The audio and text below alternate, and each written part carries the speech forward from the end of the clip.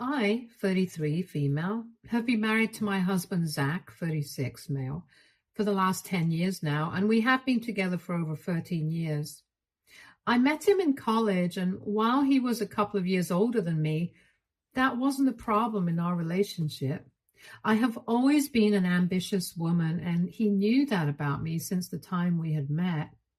I work as a fashion designer in a global label, the name of which I cannot say for obvious reasons.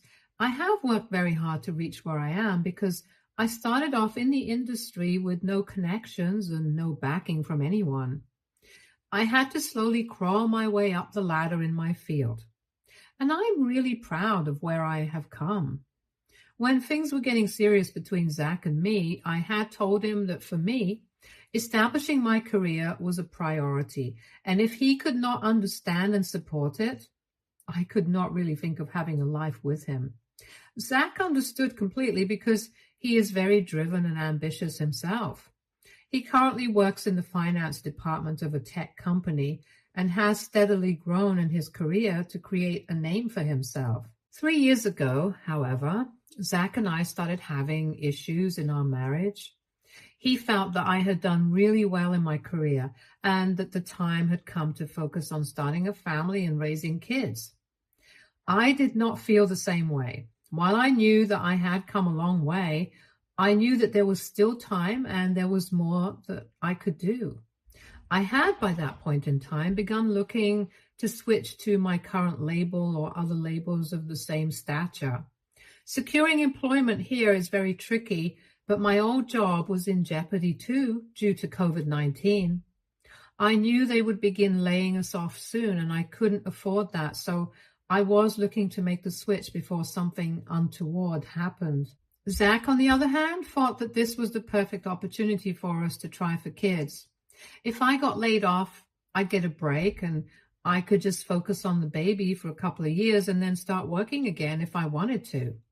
I did not want that for myself at all. Anytime that we had a conversation about it, it ended up turning into a fight, and I knew that he was not interested in listening to me or hearing my perspective. So I started applying to these places without confiding in him. I felt horrible at first because he was my partner and we had always shared things with each other. But I knew that I could not sacrifice my career at this juncture. A few months later, in late 2021, I landed my current job. When I did, I was over the moon, ecstatic, extremely proud of myself. But Zack, unfortunately, did not replicate those sentiments. He felt blindsided that I had taken such a huge step without considering his opinions and how it would derail our family for the foreseeable future. I tried explaining my point of view to him, but he was hurt and didn't want to make any kind of sense. I knew that I needed to give this time in order to salvage and improve our relationship. And by April 2022, I had proven my mettle to my managers and supervisors, and my terms of employment were upgraded. The benefits that I have seen being offered have been unbelievable, and this was essentially why I needed to make the switch. I knew that in these big labels, once you secure a place for yourself and work hard initially, you wield a lot of bargaining power. When I told Zack about the perks I was being offered, he at first thought that I was joking. They were that good. I would get 6 months of paid maternity leave along with another 6 months of either unpaid leave or work from home. I was free to choose. None of this would have been possible in my older job. I thought that this was thus the best time to try for a baby because now I would not have to compromise my career for motherhood. I had a secure job that had provisions to allow me to transition into this new phase of life as easily as possible. I thought everything was going well, and we started trying for a kid. Unfortunately, we did not have any success till November 2022, which is when we decided to go to the doctor to see what was up. Both of us were getting worried, but him more than me. And we knew that this was the best step to take in such a situation. The results of the test were clear. I had a very low chance of conceiving naturally. I was devastated because I really wanted a child. The doctor said that this was not something that was related to my age or lifestyle, but was a side effect of a debilitating illness I had in my late teens. So essentially, there was nothing that I could do about it. Zack, however, did not understand this. He felt that it was because I was over 30 years old that these problems were arising. He was genuinely behaving like a moron, not listening to anything the doctor was saying, but coming up with stories and theories of his own. He started blaming me and my ambition for my infertility, saying that if I had just listened to him and not focused on my career so much, we would have been parents by now. No amount of discussions, arguments, family intervention, or medical opinion would change his mind. It was as though he was waiting for the perfect opportunity to blame me and hate my job. It got very exhausting for me mentally, especially since I was also dealing with my own personal sense of grief. I was heartbroken when faced with the reality that I would never be able to carry a child to term. It was the darkest period of my life, and I had no support from anyone. It was here that my in-laws intervened. They had come to our place for Christmas that year, and when they saw the state we were in, they were appalled. Both of them urged us to work things out on our own, but we were butting heads all the time. It was then that they decided to fly down and talk to us regarding our issues. My father-in-law tore a new one into Zack for blaming me for something I had no control over. Even my mother-in-law said that she was disgusted that she had raised a son like him. They supported me throughout, and I was very grateful for their support. I know for sure that had they not intervened at that point in time, the marriage would have broken down. In hindsight, I sometimes feel that maybe that would have been better because neither my in-laws nor I knew what was going to happen next. After a lot of back and forth, fights, tears, and things got better between Zack and me, it was hard to accept the fact that I would not be able to conceive. But I was slowly and gradually coming to terms with that information.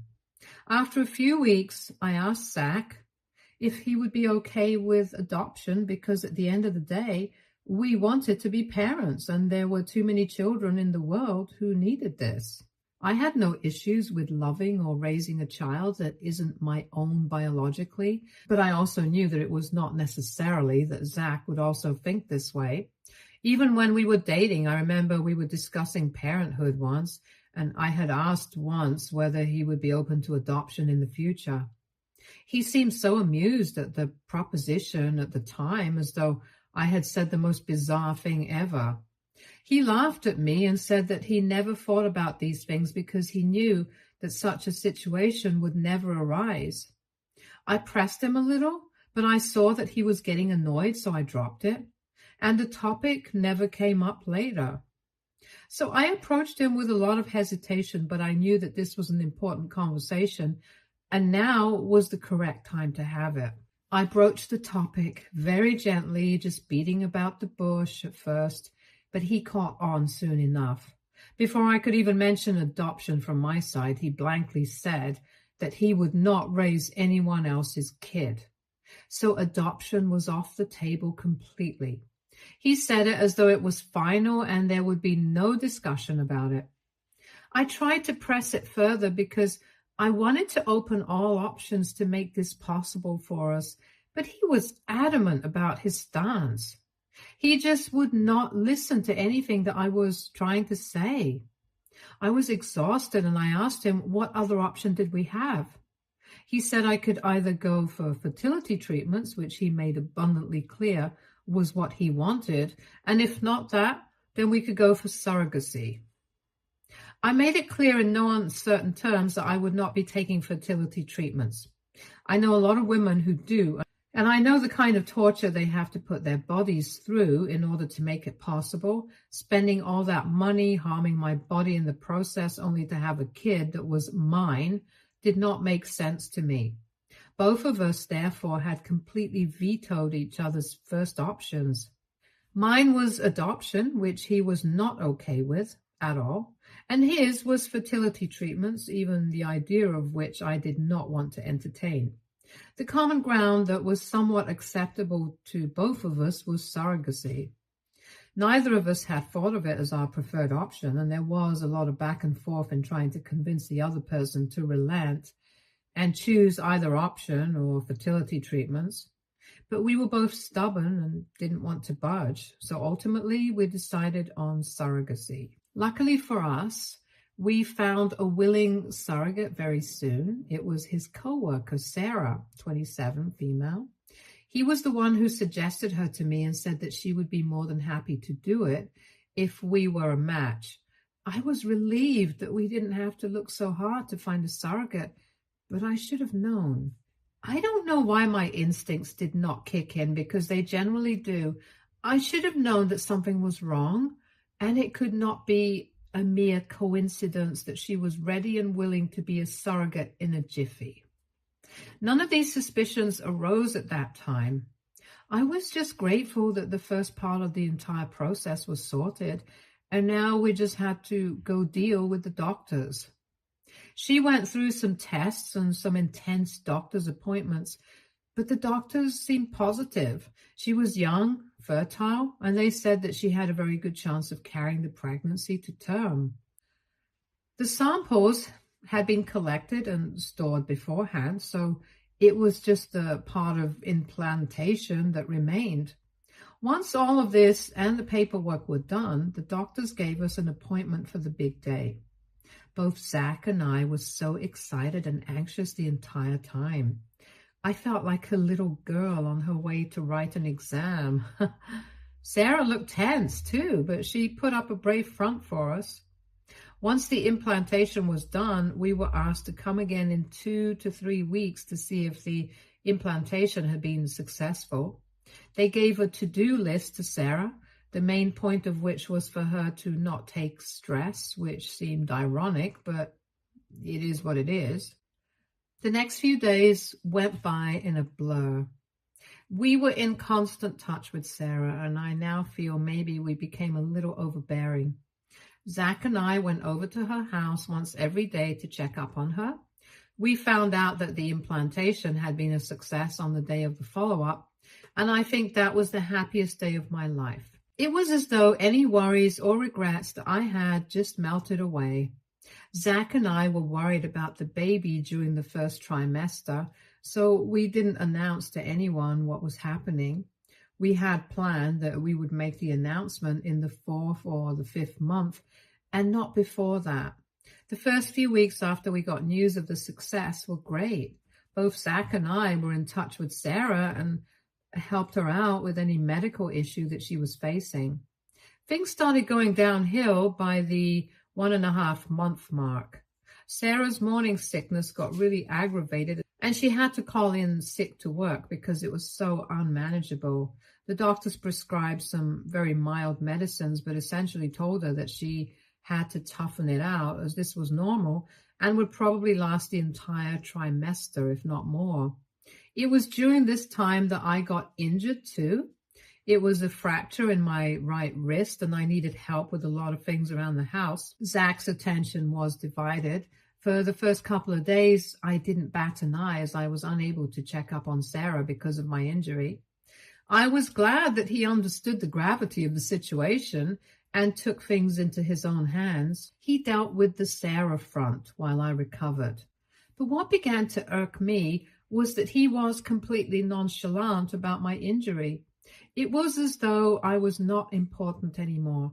All his attention was on Sarah. He wanted to spend every free moment either with her or talking about her. I tried not to say anything because Zack was juggling a lot of things at once, with me being injured.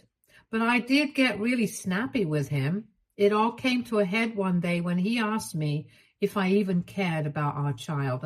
And I snapped back at him about not caring about me at all. After this initial eruption of anger, we sat down and discussed what both of us felt, and he said he would do better to make me feel important and heard.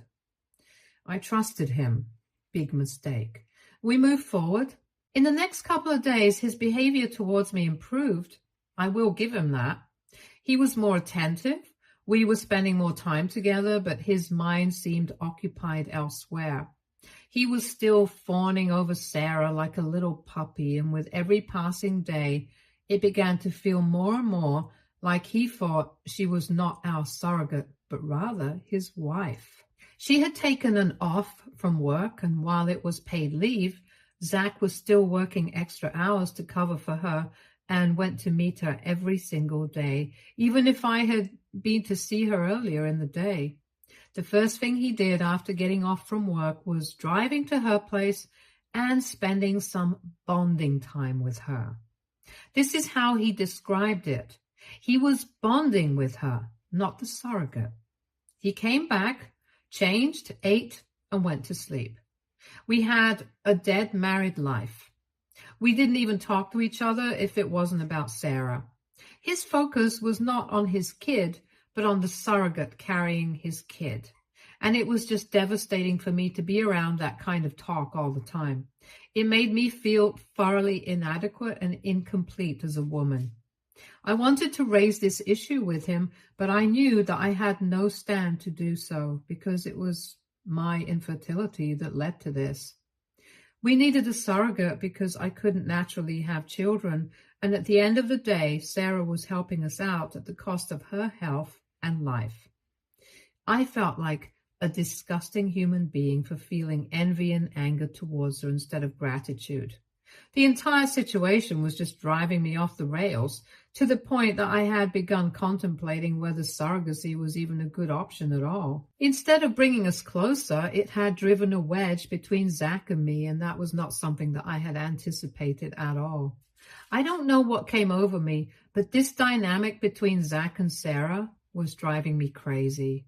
I was overthinking every waking moment, and I somehow had this nagging feeling that they were having an affair. I had no other way to explain it. Rationally, I could explain his emotions as those of a man on the brink of fatherhood that he eagerly awaited. I probably would have felt the same way, but all the alarm clocks were ringing in my head, and I knew that I needed to do something to calm my nerves.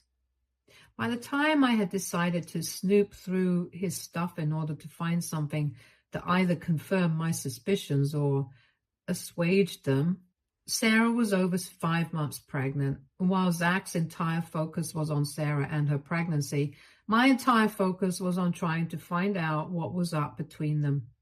I admit that at that time I was not the best partner to my husband or the best support system for Sarah, but in my defense, I was too muddled in my own head to take care of them. And to all those who are going to pounce on me in the comments saying that I should have just spoken to my husband, I tried. Not once, but multiple times, but his behavior never changed. And that was what made me feel worse. That despite me expressing my feelings, he had no regard for them at all. So whenever I had time, I used to check his phone and chat. He actually has 2 numbers, so it took me a while to scan everything. I didn't find anything either in text or on his Instagram. The texts and DMs were mostly just her informing him of anything that was up with her and him checking up on her. It was a little too safe for work. In some places, it did feel like chunks of the conversation had been deleted because there was no flow in the chat, but I couldn't be sure. I felt a little guilty after all this snooping because I did not end up finding anything even remotely fishy. Nevertheless, I was not satisfied. I then decided to check his emails. I finally got the chance to get hold of him yesterday.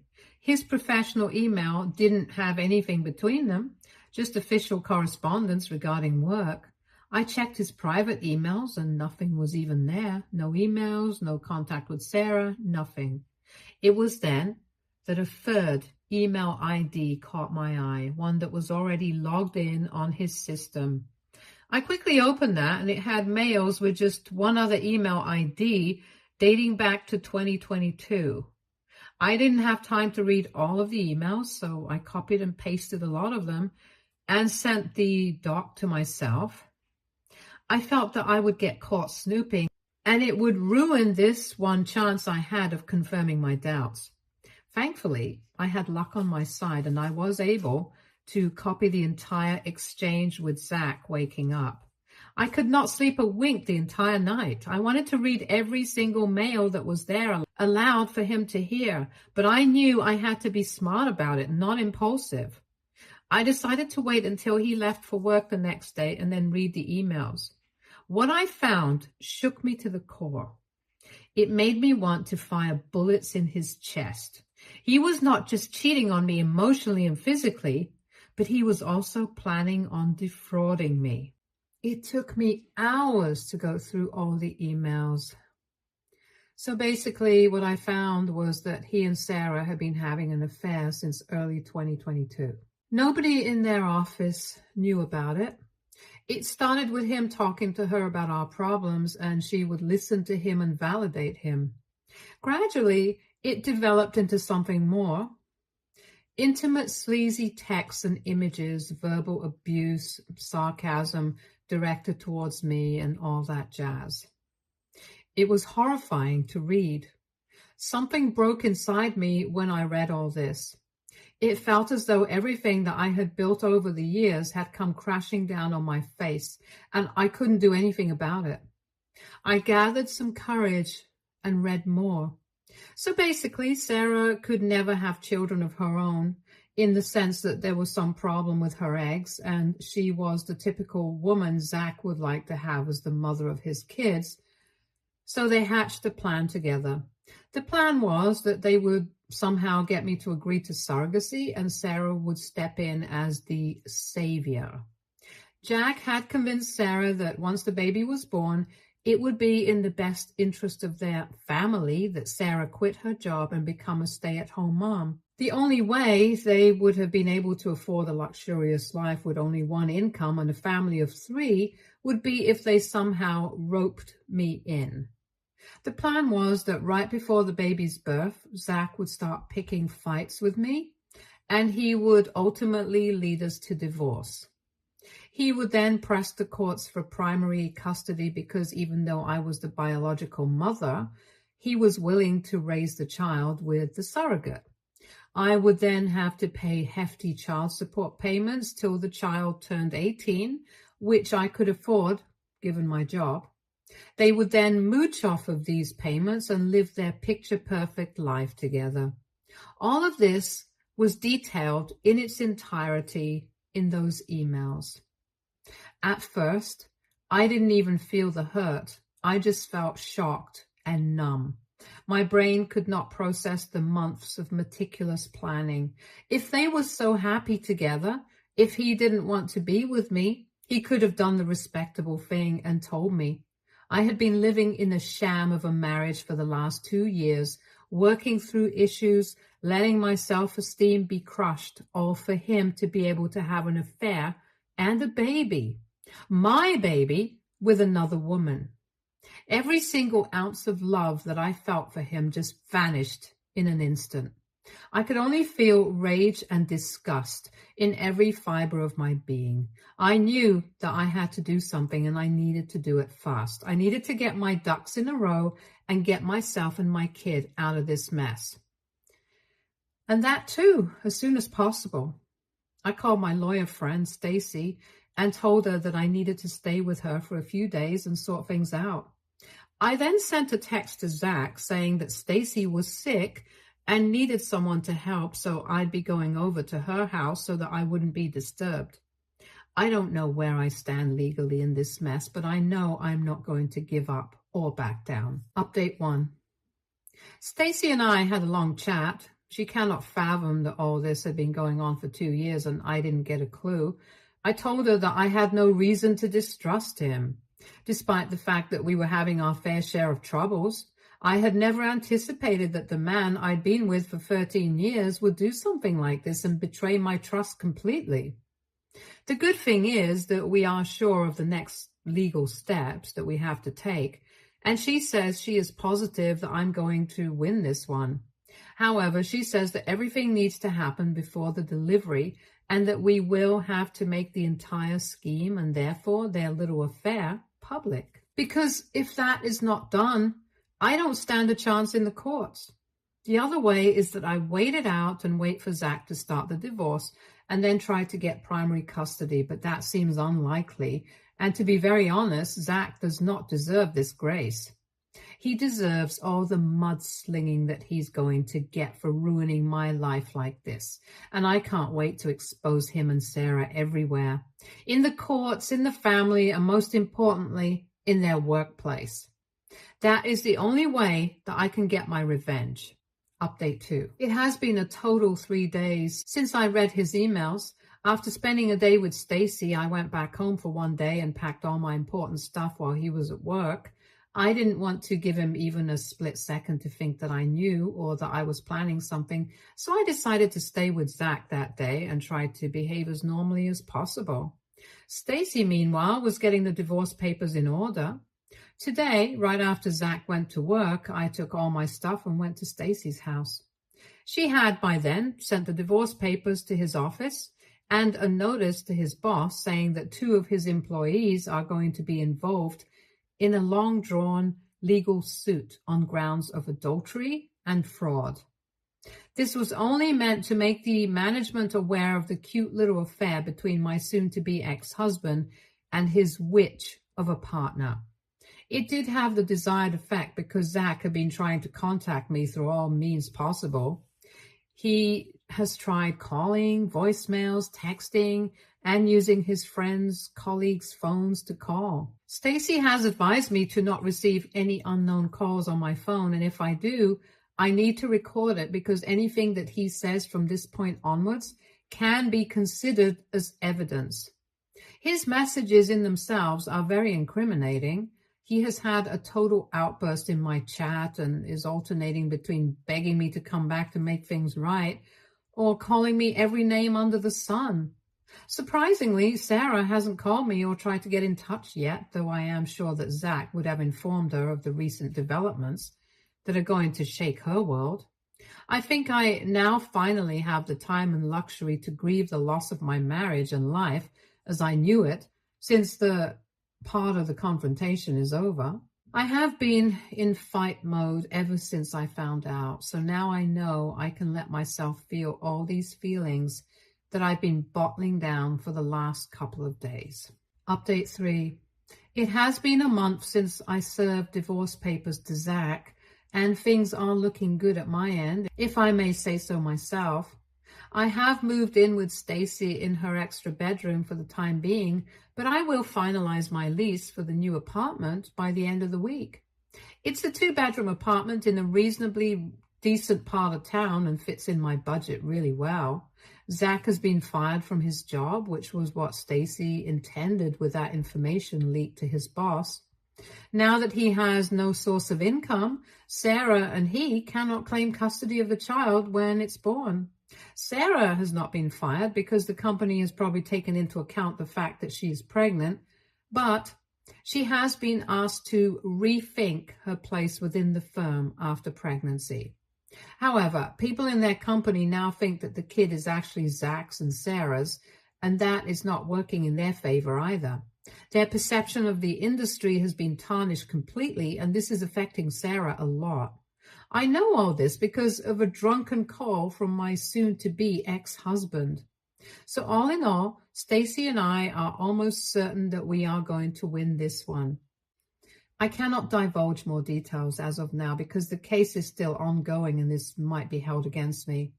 I might have to grant some visitation rights to Zack, but according to Stacy, Sarah will have no legal rights over the kid, which is a relief to me.